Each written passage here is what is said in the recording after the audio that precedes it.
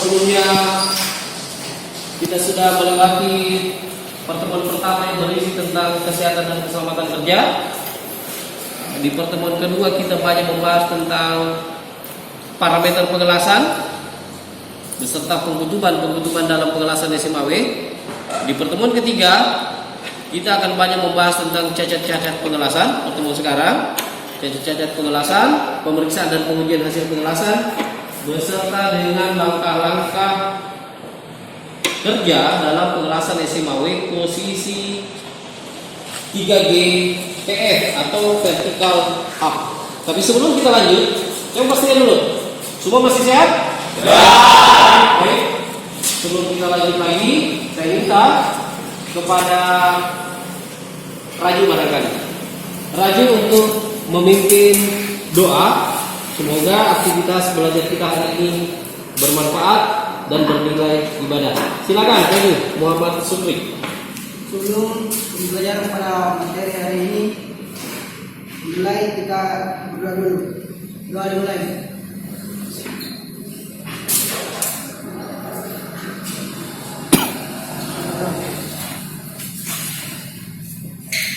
Terima kasih. Mudah-mudahan doanya makbul dan diterima oleh Allah Subhanahu wa taala. Orang seperti Raju biasanya doanya makbul. Raju ini tipikal siswa yang jarang marah. Kalau saya lihat, entahlah kalau di grup kita. Biasanya orang yang jarang marah itu doanya dikabulkan oleh Tuhan. Nah, lanjut. Peserta didik, tadi Bapak berbicara tentang cacat pengelasan, pemeriksaan dan pengujian hasil pengelasan, beserta langkah-langkah kerja dalam pengelasan posisi 3G. Nah, sekarang di hadapan kita ini ada beberapa sampel benda kerja yang dapat kita jadikan sebagai panduan kita untuk mengetahui cacat pengelasan apa saja yang umumnya terjadi dalam pengelasan posisi 3G.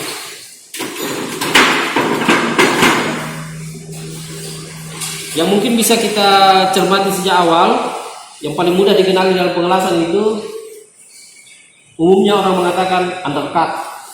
Undercut itu pemakanan pada sisi atau pinggir hasil pengelasan. Itu undercut. Kemudian ada juga serat terumpan. Ini pada sisi-sisi ini paling jelas ini. Ini undercut nih. Itu kemudian ada lubang. Ada lubang di pinggiran hasil las, itu undercut itu. Kemudian ini yang kosong ini di dalam di sini ini potensi terjadi porosity. Ini hasil pengelasan yang tidak penuh atau tidak jalur las yang tidak terisi. Itu juga termasuk dari cacat pengelasan. Ada juga mungkin yang kalian abaikan atau mungkin terkadang welder itu abaikan, yaitu pukulan atau terak pukulan pada benda las. Itu tidak boleh. Tidak boleh ada bekas pukulan pada benda kerja.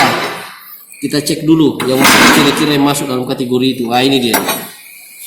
Ini kalau kita lihat ini kan ada bekas pukul ini. Ini ada bekas pukul. Ini termasuk cacat pengelasan.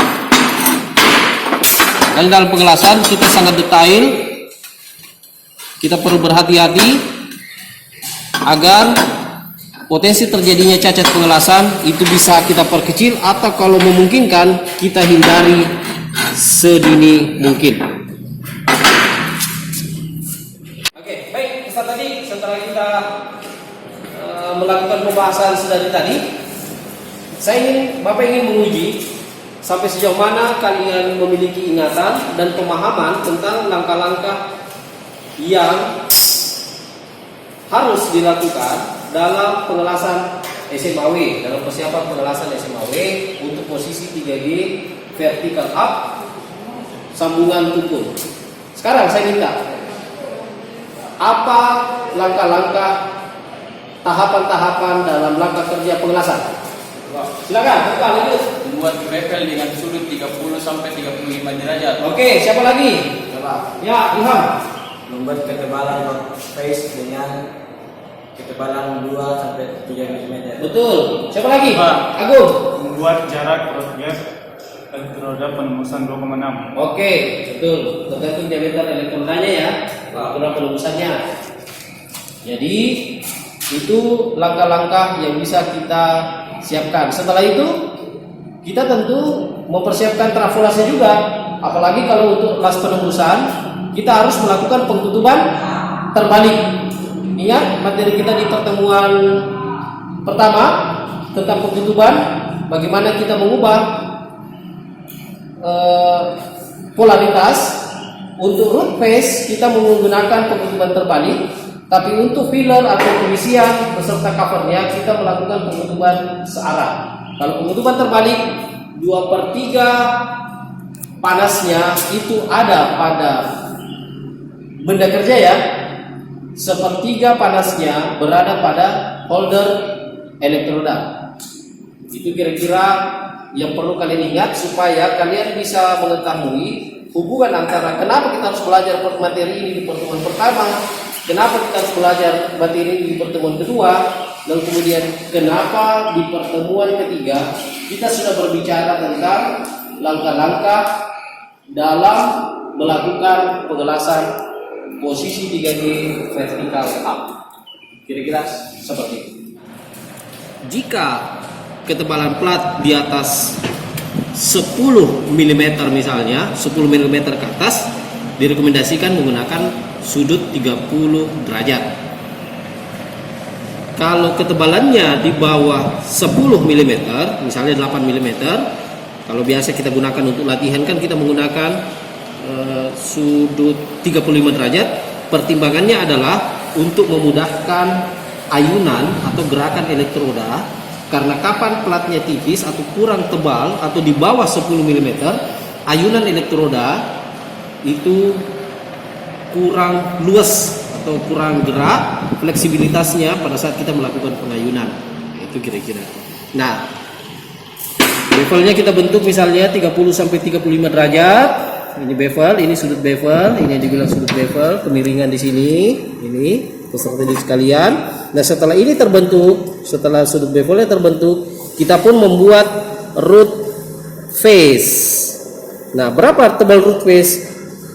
Kalau berdasarkan rekomendasi atau berdasarkan aturan yang ditetapkan pada pengelasan, tebal root face adalah 2 sampai 3 mm.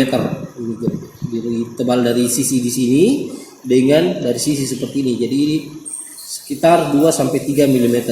Kalau mau cara paling mudahnya, ambil saja misalnya elektroda 2,6, diameter elektroda 2,6. Ambil di elektroda 2,6, lalu kemudian samakan ketebalan elektroda itu dengan tebal root face-nya. Kalau dia sudah sama, sudah masuk itu. Kenapa? Karena tebal root face-nya kan interval atau jarak dari 2 mm sampai 3 mm. Sementara tebal elektroda atau diameter elektroda yang kita jadikan sebagai alat ukur ya kurang lebih sekitar 2,6. Itu masuk dalam interval 2 sampai 3 mm. Oke. Selanjutnya, setelah kita melakukan pembentukan bevel, melakukan pembentukan root face, kira-kira seperti itu, jangan lupa untuk membersihkan sisi benda kerja.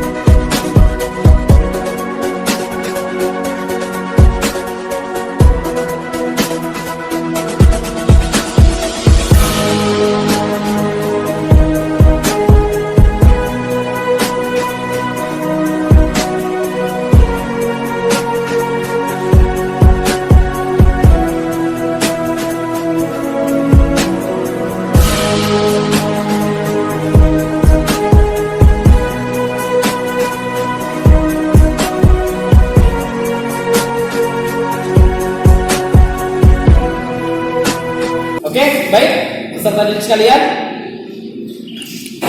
setelah kita melewati tahapan belajar sekarang, Bapak meminta satu orang dari kalian untuk memimpin doa. Siapa yang mau memimpin doa?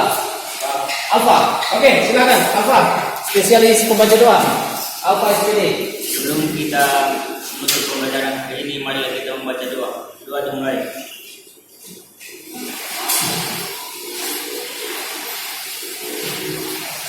Doa selesai. Terima kasih peserta didik sekalian. Saya harap kita bisa menjaga semangat, menjaga kesehatan, perhatikan protokol kesehatan. Ingat panduan yang selalu Bapak kirimkan melalui grup yang kita buat beberapa waktu yang lalu. Insya Allah dalam waktu tidak terlalu lama lagi kita bisa praktikum bersama secara normal, dan mudah-mudahan hasil praktikum kita ke depannya itu akan menjadi atau berbuah manfaat di masa depan untuk kita semua. Amin ya rabbal alamin. Peserta didik sekalian, sekarang kita akhiri dan Bapak akhiri dengan ucapan Assalamualaikum warahmatullahi wabarakatuh.